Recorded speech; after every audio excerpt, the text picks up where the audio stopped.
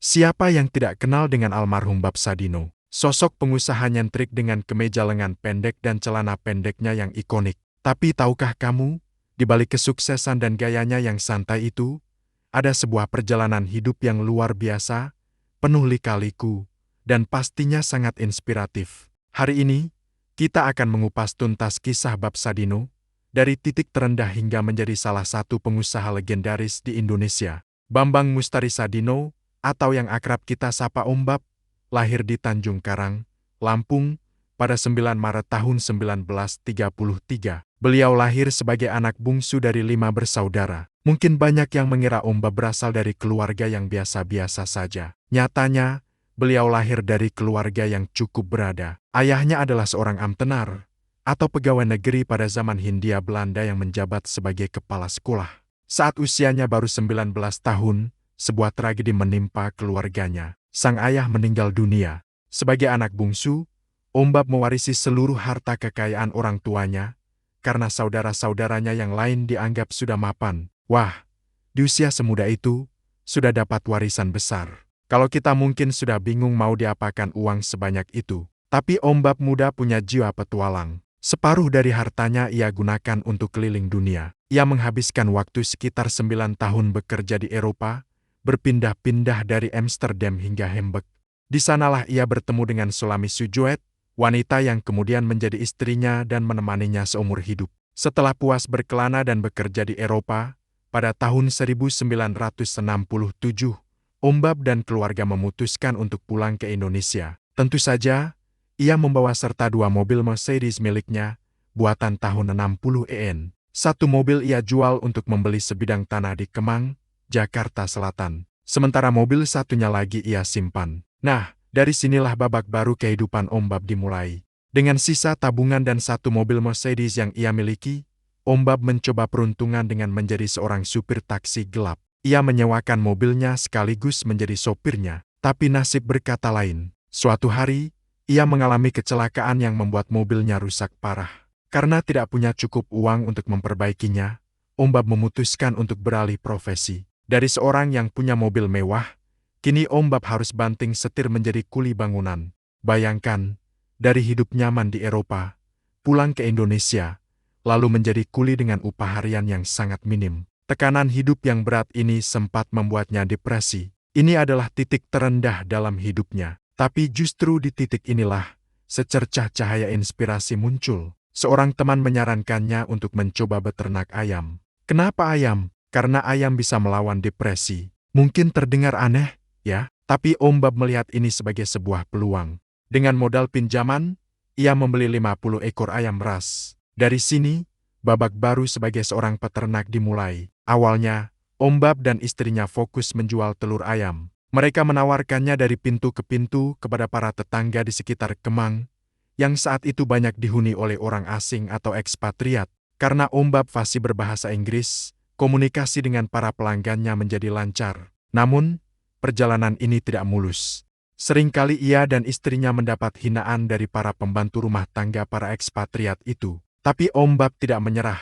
Ia terus menawarkan produknya dengan sabar. Ketekunan dan pelayanan yang baik akhirnya membuahkan hasil. Penjualan telur ayamnya semakin meningkat.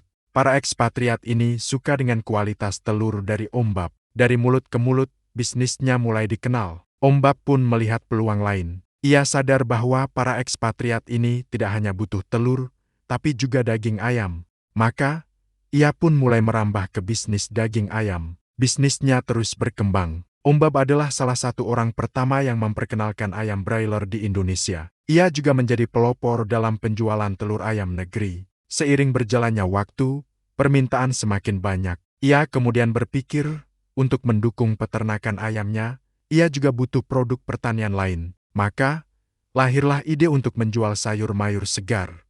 Om Bob melihat bahwa sistem pertanian di Indonesia saat itu belum banyak yang menggunakan sistem hidroponik. Ia pun menjadi salah satu pionir yang menggunakan sistem ini untuk memasok sayuran segar, terutama untuk para pelanggannya di Kemang. Permintaan terus membludak. Dari sekadar menjual telur dan daging ayam dari pintu ke pintu, bisnisnya bertransformasi menjadi sebuah supermarket. Pada tahun 1970, lahirlah Chemchex, supermarket pertama milik Bab Sadino.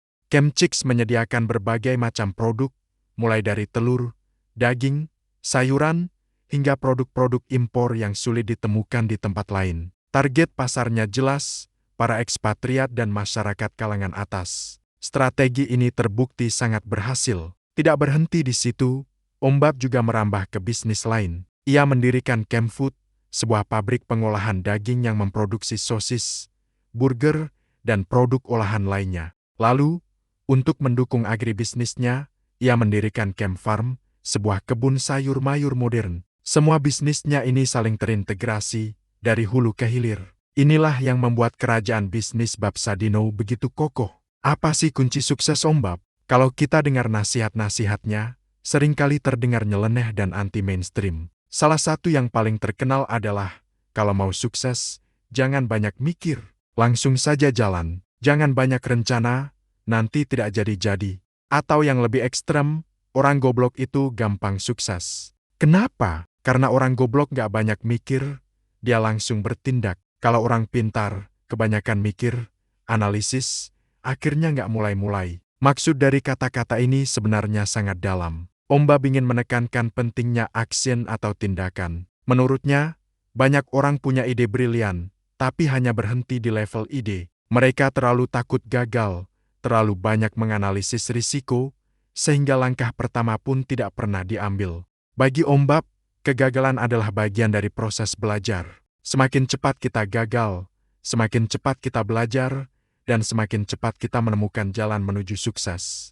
Prinsip lainnya adalah melayani pelanggan seperti raja. Pengalamannya ditolak dan dihina saat pertama kali menjual telur membuatnya sadar betapa pentingnya pelayanan. Ia selalu menempatkan kepuasan pelanggan di atas segalanya. Inilah yang membuat bisnisnya, seperti Chemchicks, punya pelanggan setia selama puluhan tahun.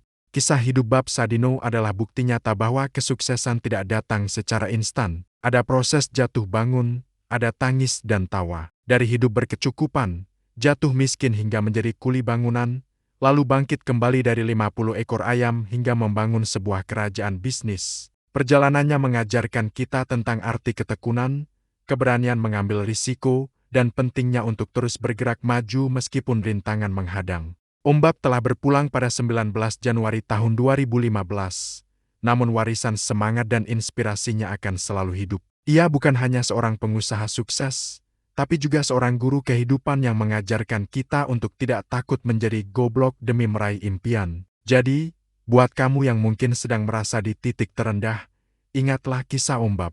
Jangan takut untuk memulai dari hal kecil. Jangan takut untuk gagal. Seperti katanya, setinggi apapun pangkat yang Anda miliki, Anda tetap seorang pegawai. Sekecil apapun usaha yang Anda punya, Anda adalah bosnya. Semoga kisah inspiratif Bab Sadino ini bisa memberikan semangat baru untuk kita semua dalam mengejar impian. Jangan lupa untuk like, komen, dan subscribe agar kamu tidak ketinggalan cerita-cerita inspiratif lainnya. Terima kasih sudah menonton, sampai jumpa di video berikutnya.